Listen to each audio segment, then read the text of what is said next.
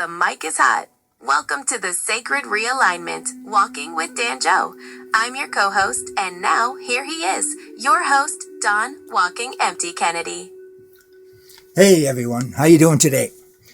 Well, it's a beautiful day here in Calgary, and I'm just sitting here with my co-host. And today, our title of our show today is actually the Sacred Realignment, Walking with Dan Joe. And but I got a few things I want to say first before we get into the grit. Is first of all, I'd just like to say prayers to my family in Vancouver, Glenn and Dixie and the family, and for the loss of their son Jonathan. And he was a great guy. He fought a battle, and sometimes we don't all win, right? So prayers to you guys. Okay, you're in my heart always. Also, to the people in Tumbler Ridge, to the families that lost people there, and to their families, prayers to all of you out there. And you know, we can never give up. We just have to live the legacies out of those that the Creator has called to be with Him. And then on a little bit more cheery note, go Canada, go! Yeah, the Olympics, of course, is happening. I haven't been watching them, but I heard we won a gold. And did we win a gold there? My assistant should know what medal standings are. How are we doing in the Olympics?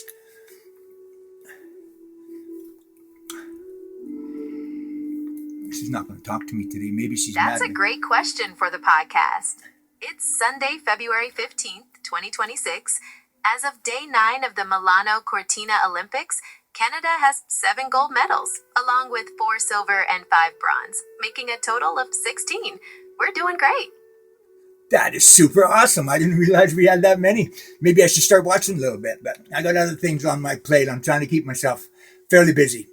So, well, we may as well get into her, and I'm just going to share a little bit with you guys. Part of my spiritual journey, or part of my finding me, I guess, you know, making me whole. You know, I lived my life in addiction, and it ended up in, I created by my choices a life of a living hell.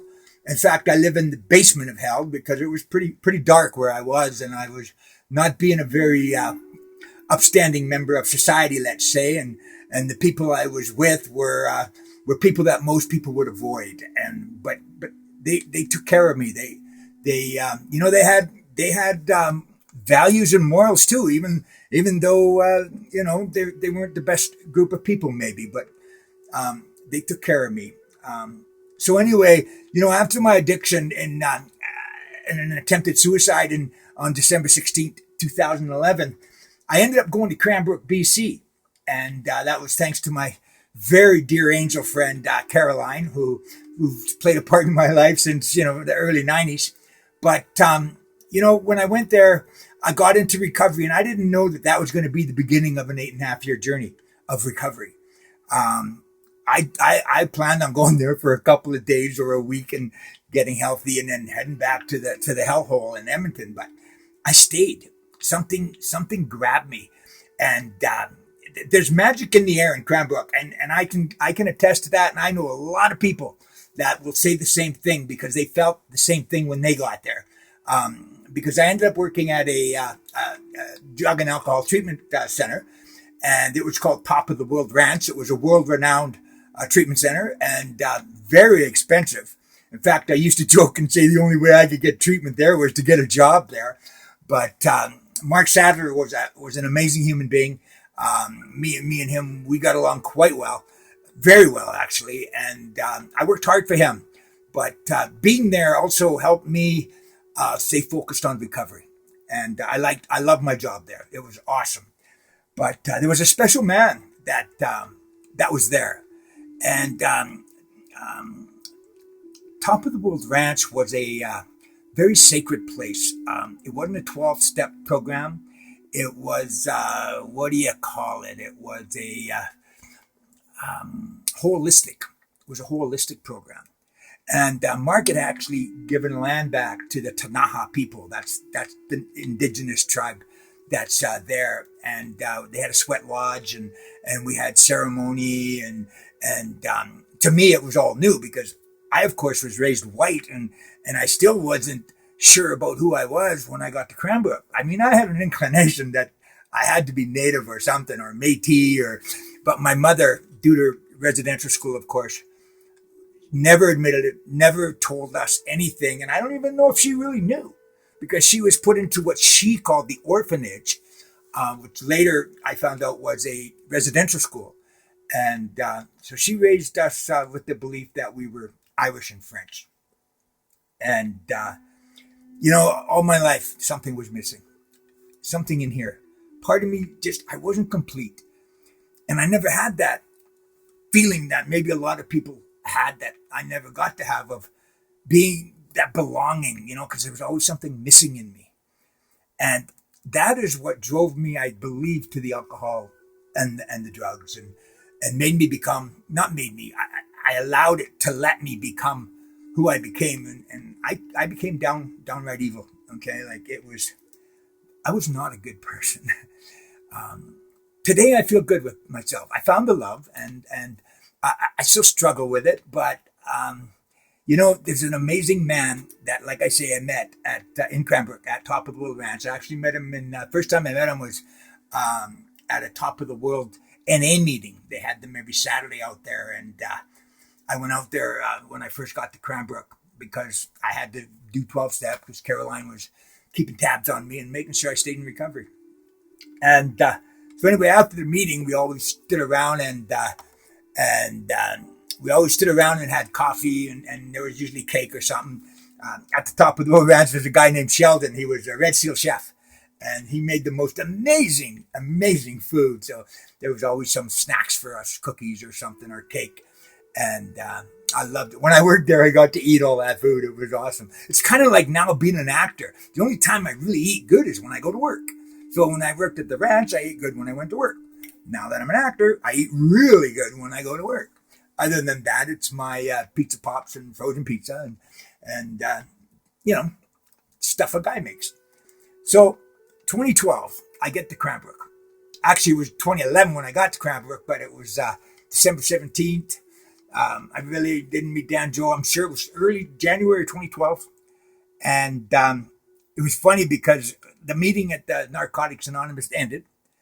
And there's two things that happened at that meeting. Nope, it was a third meeting. Because they very rarely had people to share their stories. And so by the third meeting, they'd asked me if I felt like sharing. And I did. But I'm jumping ahead. My ADHD, you got to be careful. I might start a story today, and you might not hear it for another episode 5 times down the road, because I get going, right? But anyway, there was Dan Joe. And Dan Joe was an Indigenous fella. And he was from he was from the Ktunaxa Nation, which is St. Mary's Reserve, just outside Cranbrook. There was actually a residential school there.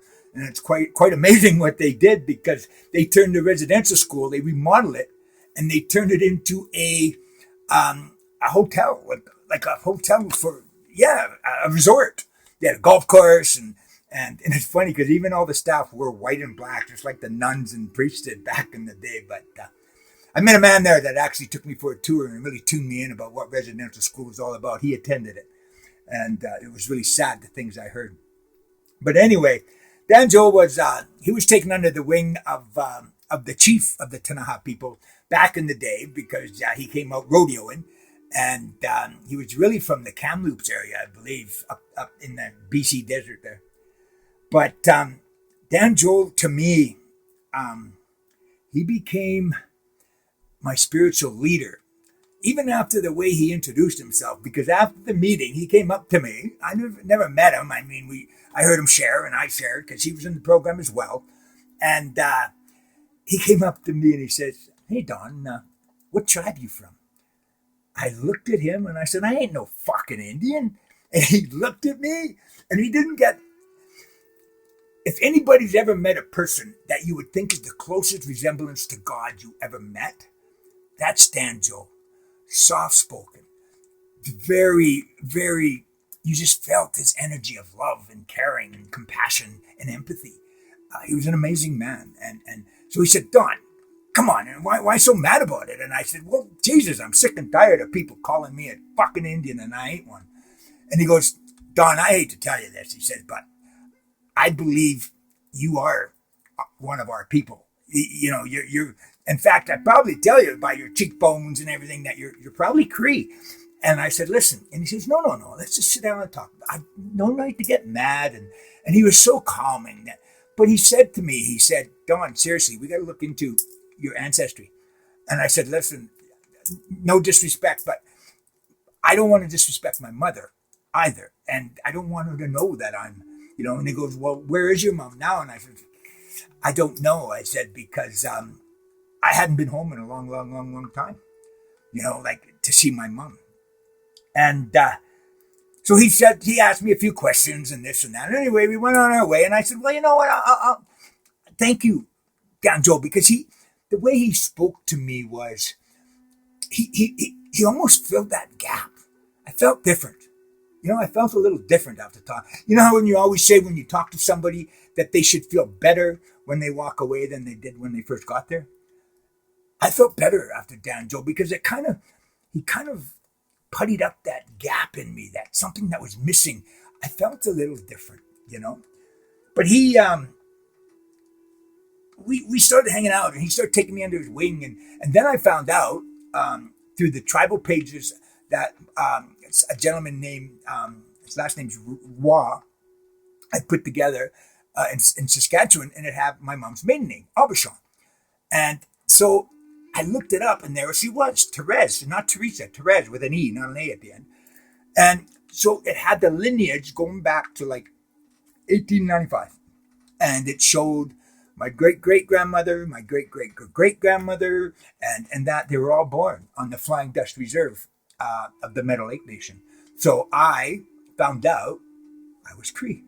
And under the Indian Act, I should get my status, but the Canadian government still has their assimilation thing going politically, right? They don't allow you to become a native. Like, you know, we're the only people in the world that have to have a piece of paper telling people who we are. Isn't that crazy? Like, I'm not status. I'm allowed to be, but I'm not because I don't have paperwork. The paperwork I have, the government won't accept because it's not government issue. The government issue paperwork they burned so that nobody would know who anybody was. So I'm hooked, kind of, but I'm going after it again. I fought for years to try and get it, and I gave up. And I should never give up on anything if we believe what we're going after is the truth, you know. So anyway, Danjo was a special man, and I found out I was Cree.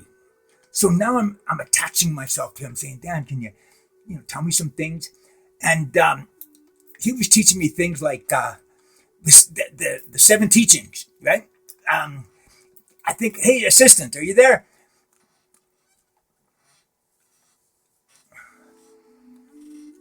Yes, I'm here, Don. Can you tell me what the 7 teachings, basic teachings of the Cree people are?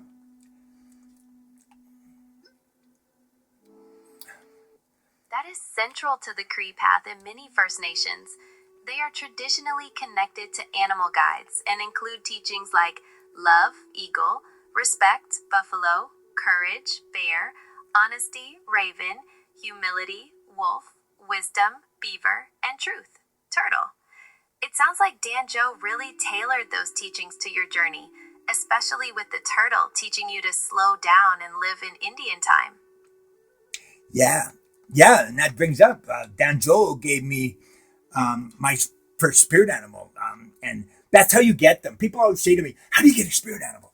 I says, "Well, mine was presented to me from whom I considered an elder, and he gave it to me because, well, the main reason he gave it to me, and you probably see this now because I'm high energy, high anxiety, right? In fact, when I used to work at the ranch, I used to sit there and people would think I was the one coming off dope because I was just, but Danjo told me, Don, your main spirit animal, I want you to read about it. And I did. And he says, this turtle, he says, I need you to slow down. Slow down in life. Life is not a race. It's like Indian time, okay? We don't plan on being somewhere at noon. We get there when we get there because we slow down. We make sure of our surroundings. We look around. We look for the messages from the Creator. We see the animals. And what I was taught from Dan Joe is when you see animals, I have an animal spirit guide because I don't have it all memorized. He knew so much of this just inside his brain. Animals, when you see them far away, all animals have meaning and they give messages. And it's amazing how it works out into what's going on in your life. But if you see an animal far away, you look it up, you see why they appeared. And you need to pay attention to it. Not hardcore because they were quite a ways away.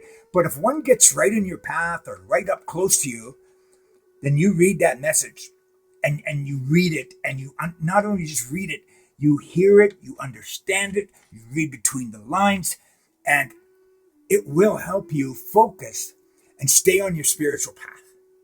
And that's how Dan Joe explained the spirit animals to me. So, turtle, which is on my arm right here, it was the first tattoo I ever got in my life. And it actually had a little stone right there, rose colored, from my daughter Casey, who I love dearly, but she's pretty angry at me. But the other thing is turtle, what Dan Joe told me, I don't have to stay in the dark anymore. I can poke my head out of the shell, and I don't need that protection of the shell around me all the time anymore, you know? And so I took that to heart because everything he told me, I took to heart. I listened to that, man, and I didn't listen to people very well, right? So, you know, being a businessman for many years in that hustle bustle and being responsible for people and budgets and inventory and making sure the customers got their stuff, I'm now in a world of I have no responsibilities. I'm in recovery. And I just get to work on me. Like, how blessed is that? Right? How lucky can a guy get? And I always say this because even in my near-death experiences prior to getting to Cranbrook, things happen that I just don't understand. Right? I just don't understand why they happen.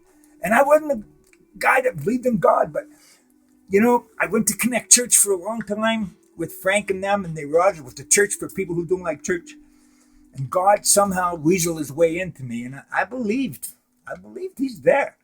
I don't believe some of the stuff they say in the stories because I'm one of these guys. That's why I got my assistant. I like checking the facts out. I don't just, because of the misguidance in history and in society, people just hearing something and believing it, I don't do that. I like to check it out to make sure it's actually real. So anyway, Dan Joe became my spiritual leader, and he started teaching me the ways of the ancestors. You know, the love, the unity.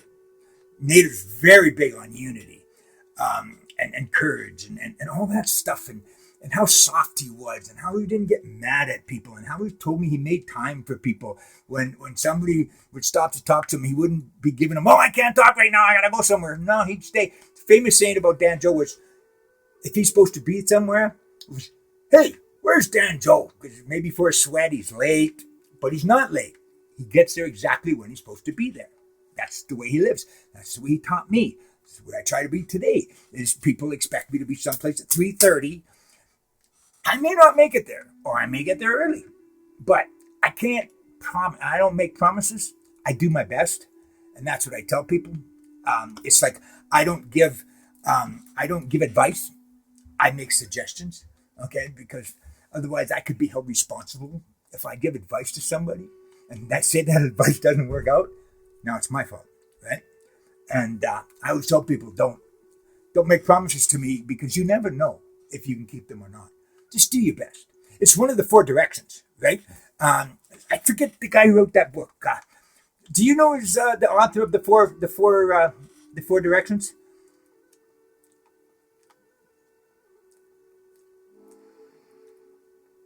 I can't remember. Pablo something. My assistant, can you remember? The 4 agreements, the 4 agreements.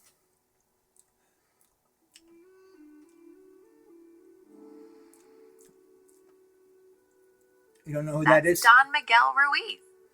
That's it, Don Miguel Ruiz. And the 4 agreements are something that everybody should apply in their life.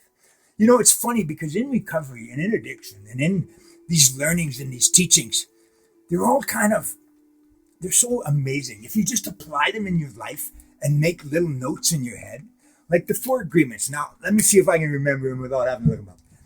One is don't make assumptions. Okay. We all know that because if you spell assume and you cut it in half, it's make an ass out of you and me. Don't take things personally. The world doesn't revolve around you. Always be impeccable with your word. So be mindful who's around, who's listening, what you're saying, mean what you say what you mean. And the 4th one is don't tell them, always do your best. That's the best you can do, right? And if you didn't do your best this time on something, well, maybe that means you got to learn a little bit more, practice a little bit more. These guys in the Olympics aren't winning golds and they just started doing that yesterday. They trained for years. Us in life, we got to train. Life isn't just a book of instructions. We have to learn because most of the people don't use what's given to us. The Creator gave us everything we need to function in this world and to be whole and happy and to live a divine life. But we don't use it because we do half measures. We take the easy way out, So, but Dan Joe, he was real. You could feel the energy. I started going to sweats because that's what Indigenous people do. And I was becoming a Cree warrior. I was looking it up. I was reading about them. I was learning about them. In fact, Dan Joe presented me with my eel feather. It's right there. I use it when I smudge. Or if I'm getting into a serious talk, I hold it because when you hold an eagle feather, you are to be 100% honest always. Okay. And I do my best to work with honesty because honesty near cost my life by not having honesty. Funny story. I was downtown Cranbrook, okay? And Cranbrook is not that big. But if you get a parking ticket and you pay it within 48 hours, that's $5, right? $5, big deal. Well, for me, it was not a big deal anymore because I wasn't spending $1,000 a day on crack cocaine. So any money I had, well, what the hell?